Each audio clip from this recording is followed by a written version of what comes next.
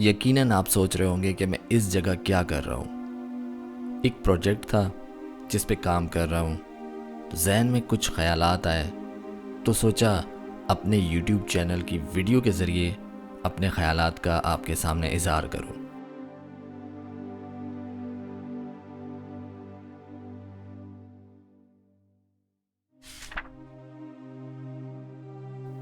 जब अपने हाल पे सब छोड़ जाते हैं तो यही सोच आती है, क्या मर चुका या जिंदा हूं मैं।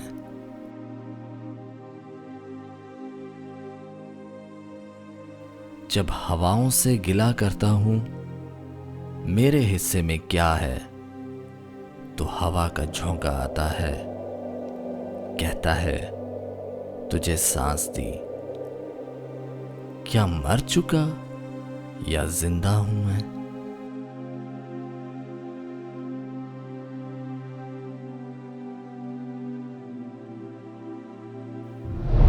और जब अकेलेपन से बैठकर बात की तो दिल ने धड़कन की सूरत में आवाज दी, मेरी कब्र पर फख्र से खड़ी हो जिंदगी, ऐसे शान से मरना है मुझे। अब कुछ नहीं चाहिए जिंदगी से, बस एक सवाल बार बार सताता है, क्या मर चुका या जिंदा हूं मैं।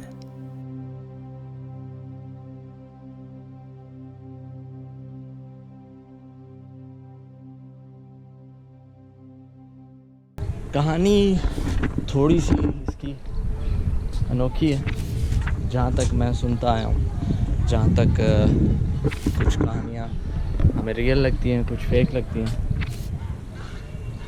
सेवन सिस्टर्स के लिए यहाँ पे ये बात मशहूर है। ये राजा डैहर के दौर की बात है कि राजा डैहर अपने वक्त में उसकी थोड़ी सी नीयत जो है उन सेवन सिस्टर्स के ऊपर ख़राब थी और वो उनको अपने कब्ज़े में रखना चाह रहे थे। तो सुना ये है कि सेवन सिस्टर्स जो हैं, जिन्हें सात सहेली के नाम से भी पहचाना जाता है, उन्होंने यहाँ पे दुआ मांगी कि या अल्लाह, या तो ये ज़मीन फट जाए और हम इसमें धंस जाएं ताकि हमारी इज़्ज़त पे कोई भी आँच ना हो। ये कहानी हमने सुनी।